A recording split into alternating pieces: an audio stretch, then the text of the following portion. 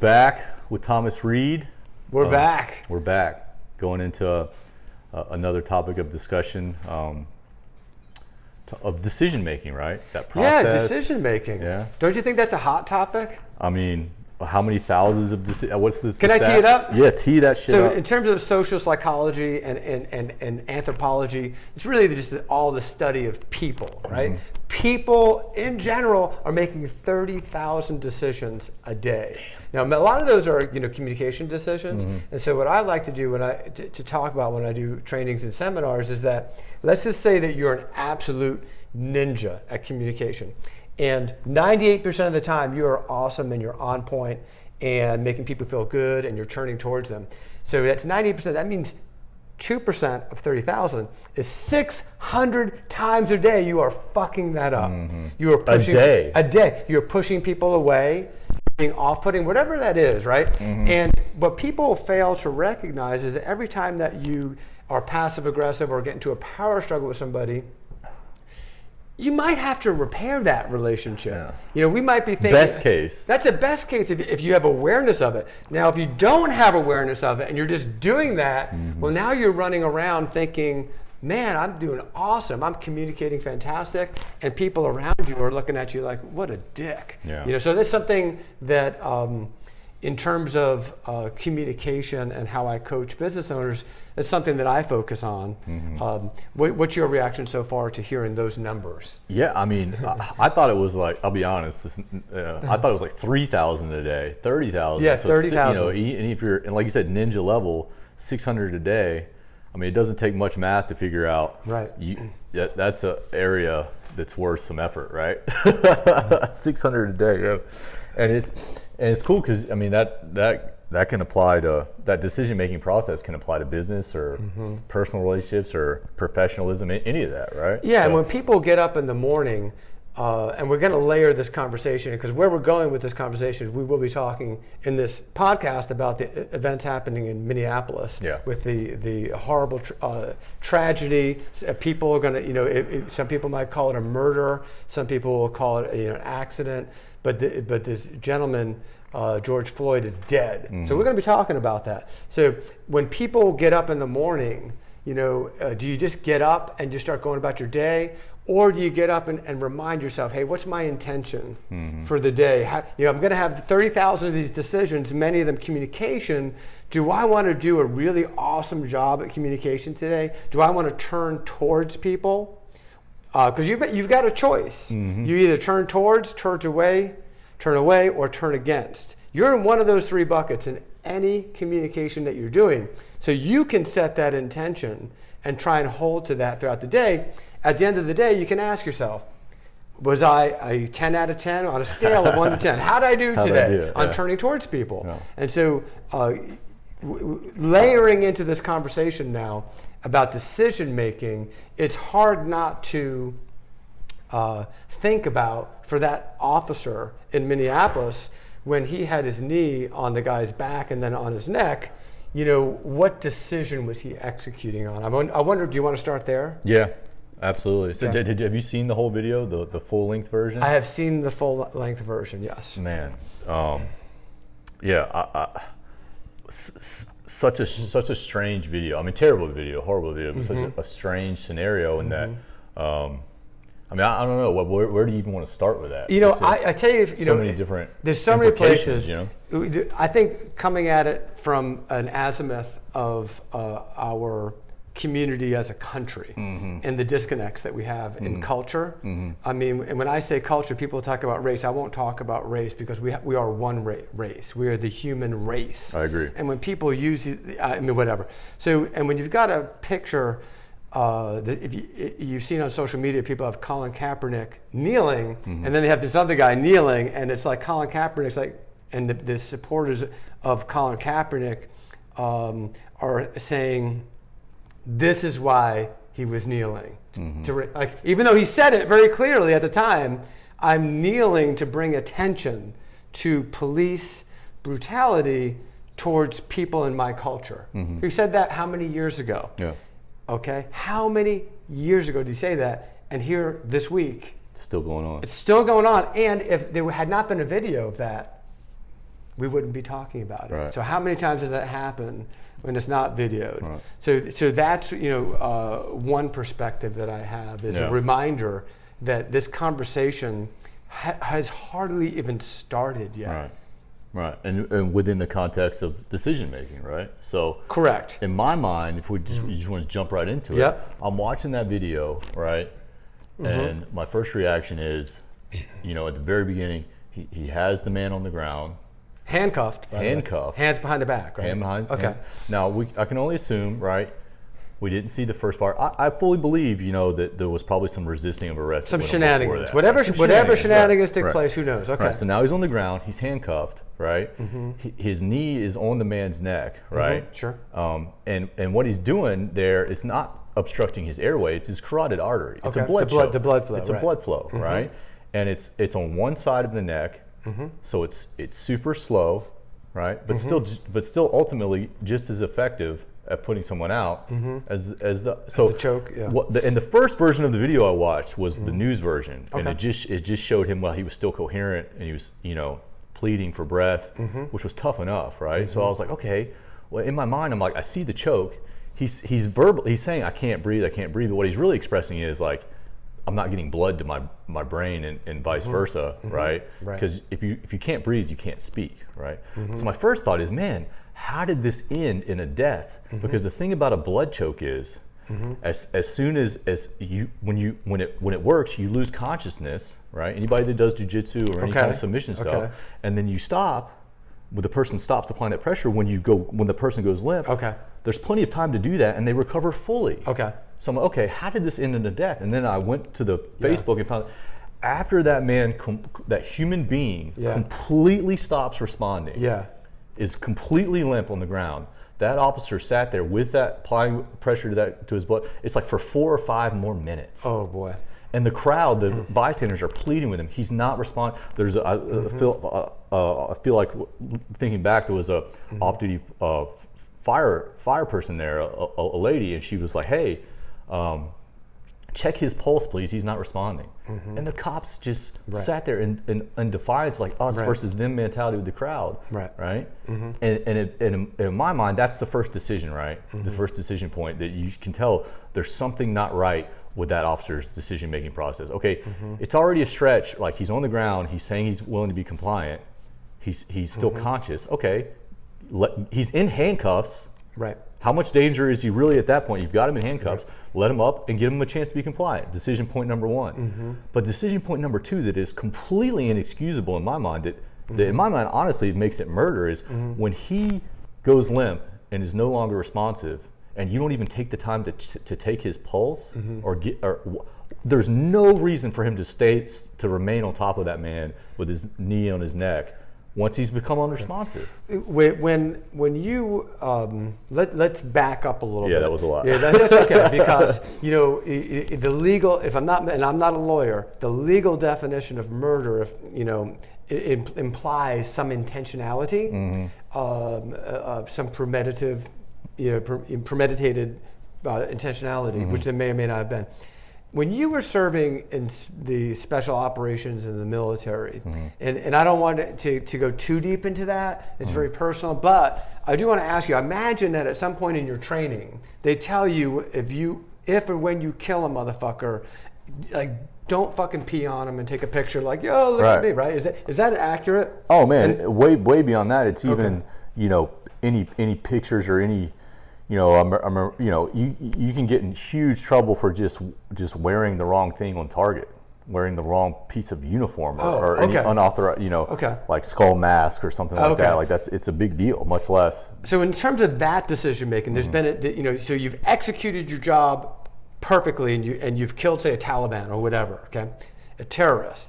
And the military says you still have to make this decision after this highly charged, violent event. And for anybody who's played any contact sport or any aggressive sport, you know that if you want to be safe when you're doing a high contact sport, you have to go full. If you go half energy, it's even more dangerous. It's more dangerous, right? And I think that's a world that police often live in, that when something becomes charged and adrenaline starts pumping, then decision-making changes. So I want to get into that, but I want to start first with your experience. How did you all get trained and execute when you've got that massive amount of adrenaline, and then your training at that point is, okay, this has been executed, now shift into this other decision-making. How was that done? Or how did you do it? Well, in those units, it's done through an endless amount of repetition and training. And what's the message in that repetition and training? What is the message? Professionalism. Professionalism. Right? Okay. Precision. Right. Okay. So do you the sense that I get? And by the way, that I didn't. Like I had the sense that was what it was, but you're confirming it for me. So that's excellent. In terms of community policing, if you look at the FBI statistics, it's like 99.999% of all police do the job correctly, say. Right. Okay? And so we know that, when we see these horrible things on social media, we know that they're actually statistically, they're aberrations. Now, that's one piece of information. The other is, if you look at like antisocial personality disorder, which is really just people being bullies and criminals, whatever you want to call it, like hurting other people. The incidence of antisocial personality disorder in our culture is about 5% of the population. So let's just say that the New York City police force has about 30,000 or so officers. That means there's 5% potentially of that number running around with a gun and a badge who might not be that nice of a person. Right. Okay. So there's decision making, and then there's personality, and so we know that for community policing, this is a very difficult job. You talk about compassion fatigue. When you have this experience day after day, it's very easy, I think, to look at a snapshot or a video and go, "Man, I wouldn't do it. That's crazy." Right. But you put yourself in that situation over and over and over again for years, and maybe it doesn't seem quite so crazy. Right. So to me, a couple of things we need to talk about. There's two things. One is, what is the message that you're training on? So we know police, their branding is protect and serve. So that's their branding. And I'm sort of calling this out. I'm not sure how propagated that message is. For me as a business owner, and for you as a business owner, we are obsessed about quality communication, quality services, and without trying to point fingers, I'm not certain. Let me say it this way: I think there's a wide variability in all the different community police agencies about how they perform on that metric. Right. How much attention is really put in that. Exactly. In that so that training, and you saw that in special operations, if that training message is on point and replicated, then you're going to have a good outcome. So that's one thing I think that people should be talking about. The other thing that's more nebulous is that when your adrenaline starts kicking in, you are not going to be thinking that straight. Right. And you might do something that is off training, and something that you might even say, God, I can't even believe I did that. Right. Here's what I don't believe. I do not believe that particular officer got up the other morning and said, I'm going to go kill a motherfucker. I don't believe that's what happened. Right. So at some point during the day or during that situation, there was a narrative in his head, like something to the effect of, oh no, not on my watch. I'm not letting this motherfucker walk around the streets with his tank top and whatever it was that he said in his head. Right. He said something to get him to that point where he was making those decisions. Yeah. What do you think? You just. I think. Well, you're familiar with the movie 16 Bullets. I think is the name of it. It's there was a similar situation in Chicago, where. This guy, I'm very, to put it very simply, this guy was walking around the street. He had a knife, and 10 officers basically responded and were doing the appropriate intervention, which was to protect the community from this dude and try and de-escalate it peacefully. Right. Another officer rolled up in a car, I think it might have been a sergeant, whatever, and just walked out of the car, and within X amount of seconds, just took his gun out and shot the guy 16 times. Jesus. Right. And so what was really troubling about that story is that all the officers said they didn't see anything. And the only reason that story broke was because there was a video camera, like a restaurant, Burger King, whatever it was, had footage Right. of what happened. So again, like, what was that person thinking that rolled up? And again, I think it comes back to something to the effect of, oh, hell no. Hell no, Right. not on my watch. Right. This guy's not going to walk around with a fucking knife. Fuck that shit. Yeah. You know, we're the police. You know, so there's an intention there. Right, where it goes positive. where it's a positive intent, right? But it completely overrides it goes from protect and serve to I've made this whole decision all on my own. Correct. Right? And so the behavior, if you decouple the behavior from intention, the intention can be positive all day long, but the behavior could be very negative, in fact, deadly. Mm-hmm. And then we start getting into, okay, why is it that people of color are the recipient disproportionately, to say the least. Yeah. And so we start getting into this. What I hope for this country is, you know, when I hear the Colin Kaepernick, to me is and I know this gets really political really fast for people, and I apologize, but this guy to me is a hero. Mm-hmm. You know, this guy is you know, when he took a knee, is standing up mm-hmm. for everyone. Mm-hmm. That's just, you know, is so overwhelming for me to. Yeah, and I agree, and I know there's a lot of people, you know, especially in the military law enforcement community mm-hmm. that took that as Colin Kaepernick being very disrespectful to the country. Yeah, how do you? Yeah, you're a military guy. My reaction is, one, I respect that point of view. Okay. But for someone that did serve, mm-hmm. right? Mm-hmm. What I took it as is, hey, him exercising, you know, because a lot of, you know, some of the guys I have a lot of respect for that I serve with, I know feel this way. They're like, hey man, he's desecrating the flag that we fought for. Sure. I don't see a desecration at all. I actually see it as embodying mm-hmm. the full beauty of what we actually fought for. So he said, mm-hmm. hey, you know, I love this country, right? But there's some effed up stuff going on, mm-hmm. right? And he's actually bringing to light exactly what we were fighting for, mm-hmm. which was the ability, the freedom of speech and expression, mm-hmm. to be able to take that knee and it be allowed, right? Mm-hmm. That's what makes America America. Is, hey, we're allowed to disagree with each other and have very different views and not be violent or lose your job over it or et cetera, et cetera. To me, that's exactly what we were actually fighting for. No doubt, right? and you know, and this is this bringing this topic to soft landing. You know, decision making. Mm-hmm. Decision making starts with when you open your eyes in the morning. Right. Are you setting an intention out for your day? Are you clear about who you are and what you're trying to achieve? Second, recognize, are you compassion fatigued? Right. Do you need to take care of that? You know, take some oxygen. You know, when the oxygen mask falls, they say put it on yourself before you even put it on your kids. Well, before we wrap it up, mm-hmm. I know we've gone a little over, but sure. there's another thing. I think it ties into decision making and what I want to get to. So we already discussed we want to acknowledge it's a tiny percentage of officers out there that are really have the statistically infinitesimal, very small. Right. And so to me, the next step after obviously the major breakdown was the one officer's decision making process. Okay, mm-hmm. Like, you know, hey, okay, even at the point it could be arguably that he'd already used excessive force, but at the point that man quit responding, mm-hmm. okay, that's the most blatant breakdown in decision making. So that's one. And then right after that, mm-hmm. there's 4 or 5 other police officers there. Right. What is their decision to just remain mm-hmm. passively with their back, just like, hey man, you know, because I'm friends with a fair amount of police officers, train with them, work with them. 99.9%, all of the ones that I know personally are not even just okay guys. They're great guys, mm-hmm. right?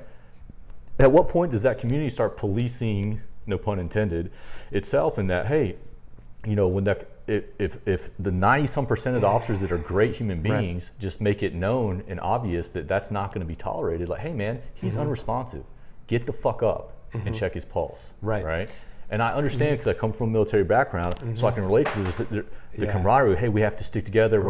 Yes, the blue wall. Absolutely. Right. But there's a point where you the whole protect and serve. Like, hey, there's a point where you still have to stick up for what you know is right as an individual, right? That's right. It doesn't mean mm-hmm. you know you tackle the guy. Right. It doesn't mean you don't have his back or that you let the crowd in to get him. But you do say, hey, mm-hmm. hey man, it's enough. I got the crowd, but check his pulse. Get up, right? Exactly. And at what point is that decision making, mm-hmm. you not being instilled in the officers, right? Hey, you still have a responsibility to. Mm-hmm.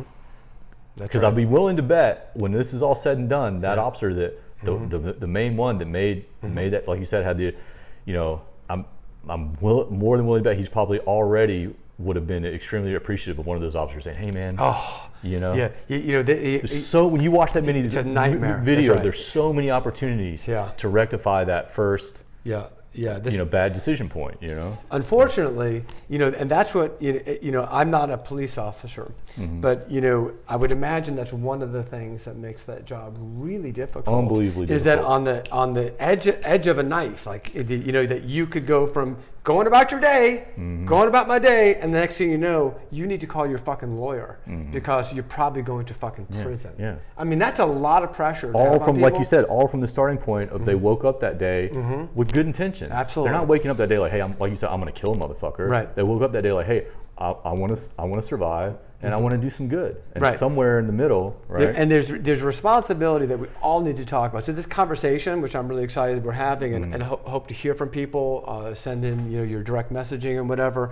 But people, number one, when an officer tells you to sit down and shut the fuck up, you sit down. And shut the fuck up. Like so, I get that, but again, when you have people, and it doesn't matter of culture, socioeconomic background. People all have been trained by their families. Some people are trained respect authority. Other people are trained challenge authority. There's lots of different. So as an officer, you're dealing with lots of different styles of people, and to think that everyone's just going to do what you say just because you say it, it's a little unrealistic. Okay? So, but there's two sides to this coin. So there's this decision-making and professionalism side, and then there's a community. Like, we all need to behave on some level. To me, we have to make the officer's job easy. Absolutely. Like, that job is hard enough. Oh my God. Right? Unbelievably hard. Day in and day out, thankless, dealing with all the shit that no one else wants to deal with. Correct. And still trying to get home to your own family. Exactly. And I think if you talk to 100 officers and you ask them every day, like, what is your goal? And they'll tell you some version of, I just want to go home to my family safely. And that's a reasonable goal. That's a very, very reasonable goal. Absolutely. All right, decision making. We did it. We did it. That's a touchy subject, man. Yeah. We'll be hearing from people. Yeah. Peace.